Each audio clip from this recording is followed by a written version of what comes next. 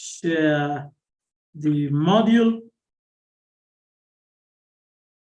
Last time,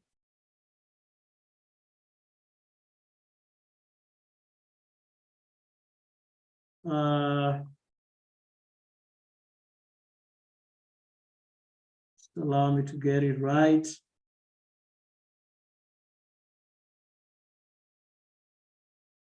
Right.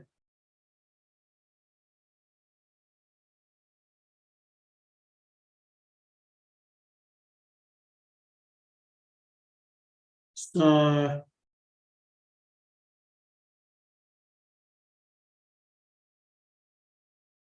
sorry, I'm trying to get, okay.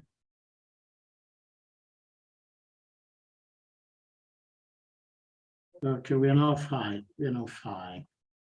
We're now fine. Right. So last week we saw the aims of humanitarian diplomacy. One was obtain access to victims in order to evaluate their situation and to ensure the necessary degree of protection and ensure necessary degree of protection and assistance towards them. Number one, obtain access to victims in order to evaluate their situation and to ensure the necessary degree of protection and humanitarian assistance towards them. Number three was negotiate visas for humanitarian actors. And we saw a lot different of visas. We saw global special visa for a different purpose, and also humanitarian visas, which has more of different purposes again.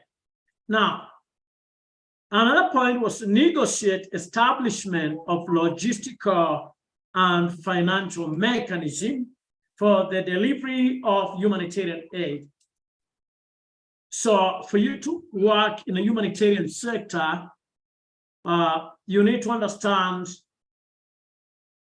how the negotiation of establishment of logistical and financial mechanism for the delivery of humanitarian aid, soon be humanitarian aid, humanitarian assistance, all those kind of stuffs, and even helping humanitarian workers.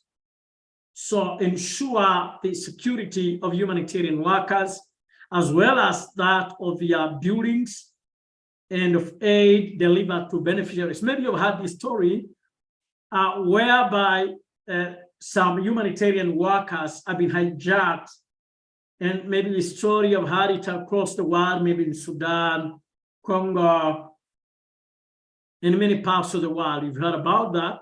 So that is the aims of humanitarian diplomacy, one of the aims of humanitarian diplomacy. And even as I said the other week, your organization, this is one area that you have to expand, to maybe give yourself a focus on. The people concerned about the delivery of humanitarian aid, delivery of humanitarian assistance, this should be critical for them to know the importance of humanitarian diplomacy. And as I said before, there's a lot more great difference between human rights and humanitarian diplomacy. A lot more of big difference. Humanitarian diplomacy was started in 1863, but the Universal Declaration of Human Rights was started back in 1948. Now, another important part would be negotiate guarantees of security for the local staff of humanitarian workers, as well as for the civil population and other beneficiaries of humanitarian work. This is big. because if you have to negotiate guarantees of the release of prisoners, then you have to understand what we call international humanitarian law, not just humanitarian law, but international humanitarian law. And quite often I share that. Maybe I can try to show it on the screen. You need to know the international humanitarian law. And I share a part of the material, which is indeed very comprehensive. International humanitarian law, comprehensive. If you go, I don't know how many have gone through this. Anybody has taken their time? You need private time to read between 7 to 10 hours every week, which means minimally, you can take 1 hour if you wanted to read 7 days a week, 1 hour every day, 1 hour and a half for personal study for the purpose of conceptualization, because you need to understand definition and the core principles. And also you need to understand the source of international humanitarian law. And also you need to understand the international humanitarian law in the international legal order. How does it move on? So this is part of your personal private study. You need to understand the brief history of international humanitarian law and the contemporary development and the contemporary challenges. Many of these, you need to understand the protection of civilian and population, protection of civilians, which means you can negotiate yourself. I want you to imagine Bishop Peter, yourself negotiating for the people maybe in Russia and Ukraine. You're speaking with the embassy here, right here, because you're saying, okay, sometimes here in Nairobi, sometimes people will say, how do I even go to a warring country? But remember, these countries, they have embassies. So through these embassies, you can launch your appeal to be heard by these governments. You know what I'm saying? You can launch the appeal through the local embassy, you see? And you can copy this appeal to the organization like The Hague. You can copy, like that is the ICC. You can carbon copy organization like International Organization of Migration. You can copy the G7. You see that? Many, because you are a humanitarian. You see what I'm saying? By the fact that you are a humanitarian, what you're needed to do is to make sure that the humanitarian workers are safe and to know where to direct your information. So you are not an activist, you are a humanitarian.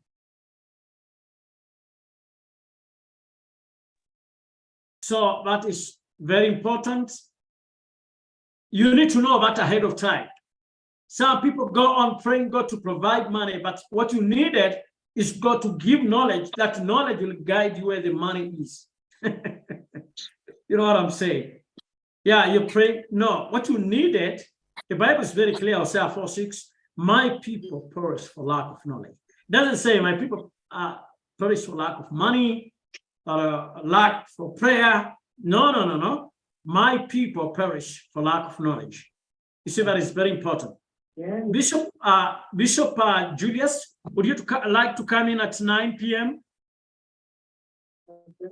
So it's very important to understand that bit.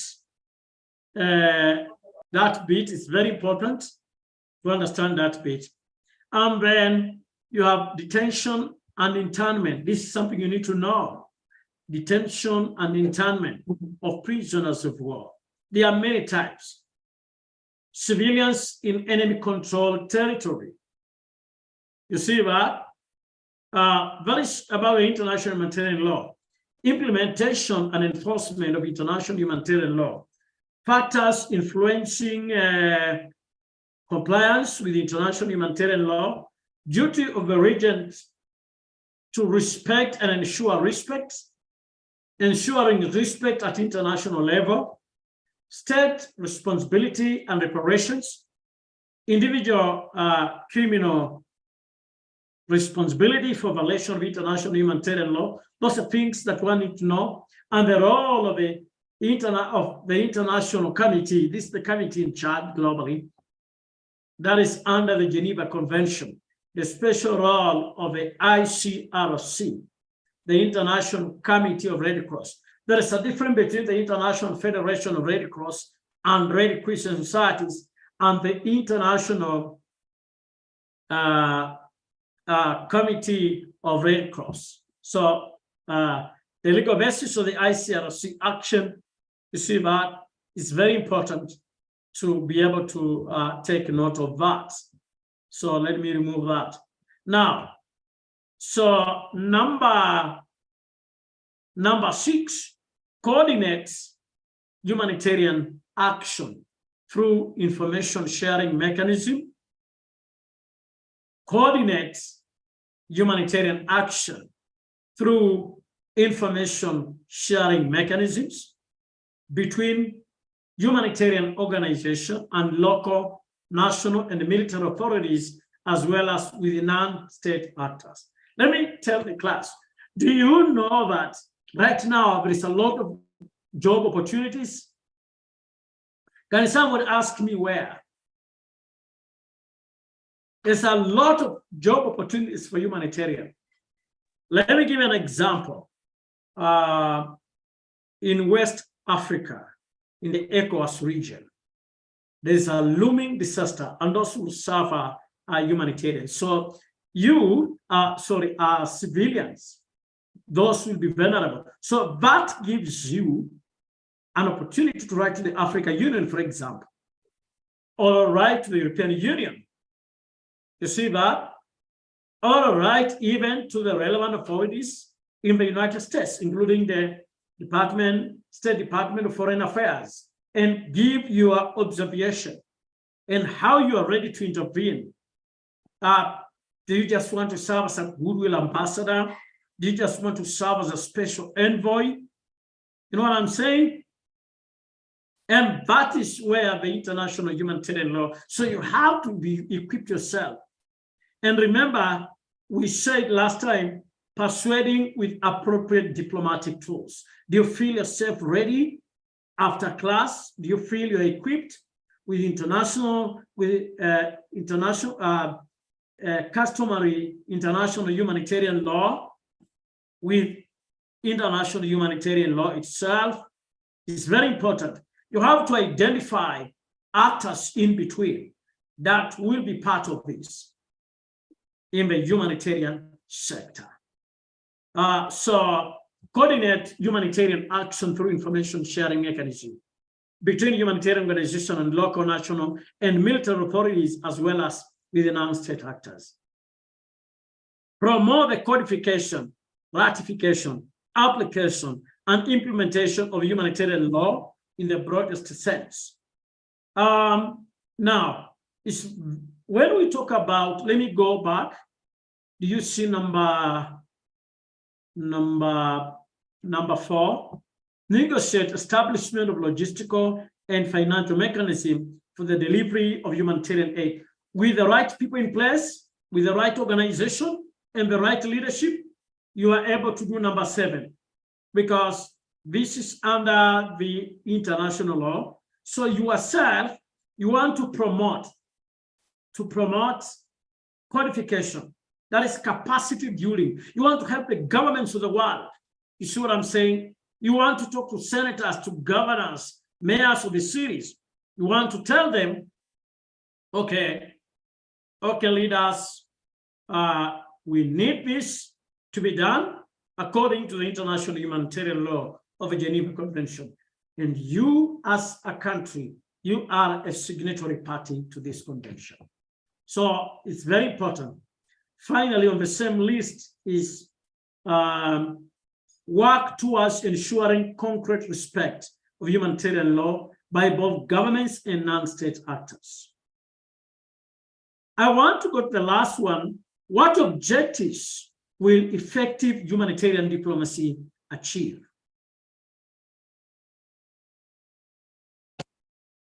What objectives will effective humanitarian diplomacy will it achieve? This is another subtopic. More frequent consideration by decision makers and opinion leaders of the interests of the vulnerable people. It is interesting, this point number one. Do you see the Bible speaks about rumors of war in the end times and war? I want to explain this. When this you hear about, we will attack a particular country because of this, these challenges that we are experiencing in Russia and Ukraine, the global crisis that we are seeing right now, this can affect people who are vulnerable, and even those who might not be vulnerable. So your part is to speak to these decision makers. Speak to the decision makers, the impact of some of the consequences, some of the decisions, that they will make. Get access to influence with the decision makers. So these decision makers, they will really need your help. You know, there's countries, people are vulnerable, organizations, in delivery of humanitarian aid, humanitarian food, humanitarian assistance. This is critically very necessary and very important. Greater access to and influence with decision makers. Greater humanitarian access and space for national societies and international federation. Now, if your organization is effective, it will have a great access,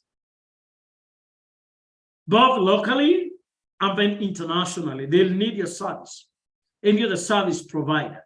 Just to give an example, like, you're providing cleaning services. Everybody would need cleaning service. So you're providing diplomacy in the humanitarian area, focusing in specific areas of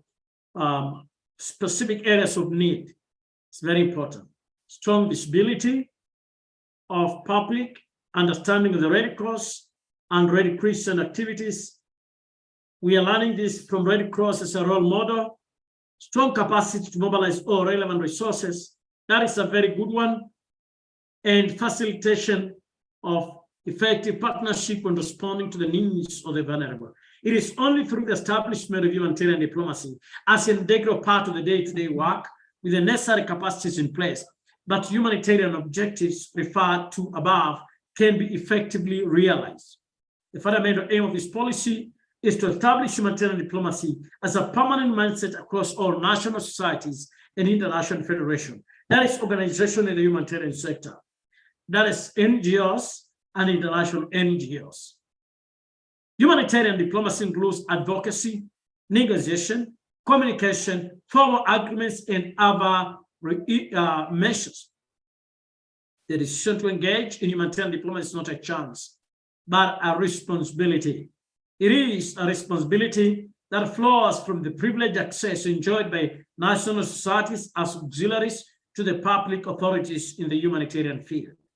It flows from the independence of the Red Cross and Red Christian movement, because Red Cross began this early with Henry Dunant.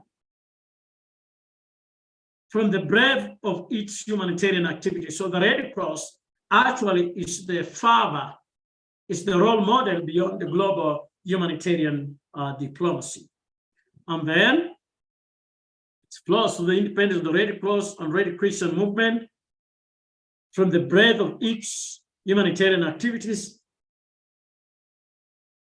across the globe. Its community base with tens of millions of volunteers and the observer status at the United Nations General Assembly enjoyed the International Federation and the ICRC.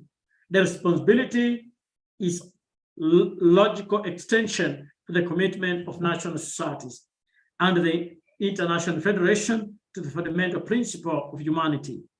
A commitment that is accepted worldwide as prevailing above all others because of its linkage to international humanitarian law. The statutes of the movement and the International Federation Constitution, an organization of its kind with its unique potential to exert considerable influence on decision makers across the world as a has a manifest responsibility to do so. I really want to stop here, class, so that tomorrow we start on historical examples of humanitarian diplomacy. Right, so let me hear your takeaway from the class tonight. Let's give it a few minutes before we close. What did you learn? My class is muted, everyone, except Evelyn, but everybody is not in class.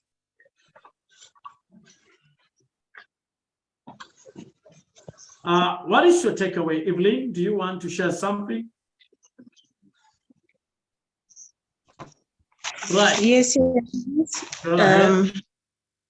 yes, from the class today, I'm learning that it is important for me to fully understand the customary humanitarian law and the international humanitarian law. Right. Because without fully understanding those laws, they're actually those make the basis of what we are learning. And so for me, I get this challenge. I've not gone through it so much, but I need to start going to laws to be able to fully understand what we are learning. Right. Thank you for sharing. We have Lily David. Yeah, thank you, His Eminence. Thank you for the input today. Right. And the greatest part of this is that the decision to engage in humanitarian diplomacy is not a choice, but I think it's a responsibility, as you have said. So we don't have a choice, but it's a responsibility, to all humanity and to be good and, adhering to principles of humanitarian diplomacy. Thank you. All right, thank you for that. Let's keep sharing. Good evening, members, and thank you, Eminence, for the opportunity. Right. My takeaway tonight is on the services. What you've said about we can render. There are so many aspects towards humanitarian diplomacy. Right. There are cleaning services we can offer through even security wise. You can offer our own. Yani we can come through for these individuals by so many aspects, and I'm really grateful about that, learning that it's not just about just rendering your hand, but you can offer so many other ways and opportunities towards people who are suffering out there. Thank you. Right. You said it well. Thank you. Bless you so much. You said it well. Great. Let's keep going. We'll be closing shortly.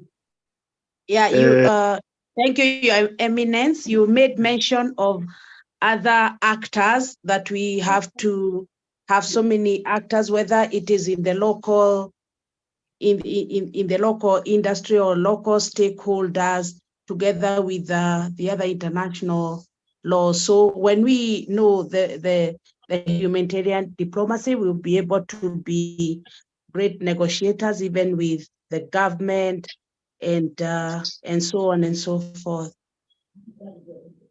Right.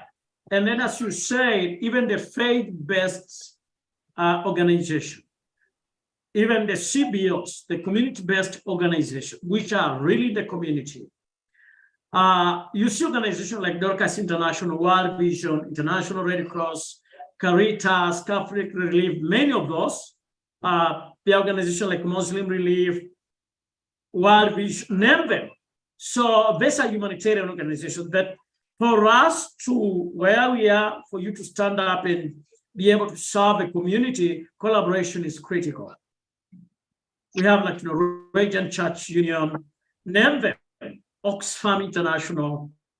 They are in millions. But for us to grow and see to come to, these organizations are right in our neighborhood. They are right on the highway. They are right in our offices. They are right with our friends. You see this? Unless you reach out and ask, like, okay, what do you do? Unless, you have to look for those forums, conferences, seminars on disaster risk reduction, emergency preparedness and response. How do they get funding? How do they do? We need to learn from that kind of a phase, right? Yes, oh, okay, Bishop Brown, you raise up your hand. Yes, good evening, His Eminence. Please, I thank you for the great input this evening. And I Yes, think sir. today's class leaves me excited, knowing that from the knowledge I get from this class, I can engage great bodies like OAU or even the Yes. EU and speak for humans who are suffering in different parts of the world. I think that alone leaves me excited tonight. Right. And you got, thank God for the technology, as you said, Bishop Brown, because you're able to write to them an email. It is their mandate to respond and hear a side of your story. You know what I'm saying? Yeah, they say, okay. Yes, yes. Okay, would you do say, okay, I am a humanitarian expert, I'm a humanitarian educator. And then you have to specify your area. Or else you learn this course, put your paper on the wall and begin to show people that, oh my, that is one of my, it doesn't work that way. This is not that kind of a course. We are saying, oh, that is also, I also have. No, it's not about the PhD that I have. It's about getting an opportunity to engage right on the field. This is a work-on experience course. I mean, it's a practical class, and that is why it is for executives. You see that? It is for executives to brush us. So you're able to engage with the local embassies. You can create and say, okay, I want to be 6 months in Washington, D.C., and I want to be booking appointments with the embassies around. That is excellent. And engage them. Thank you. Thank I you. want to come in your country. I want to work, you know, as a humanitarian. Right. Very good. Any other person? Maybe the last person, then we'll be closing. Okay. Right. Members, thank you very much for coming. God bless you. Until we see you tomorrow again at the same time. May the grace of our Lord Jesus Christ and the love of God, The love of God and the fellowship of the and the Holy fellowship Spirit of the Holy Spirit be with us now. be with us now Forevermore. and forevermore. Amen. Amen. Amen. Have a good night. Want to see you tomorrow.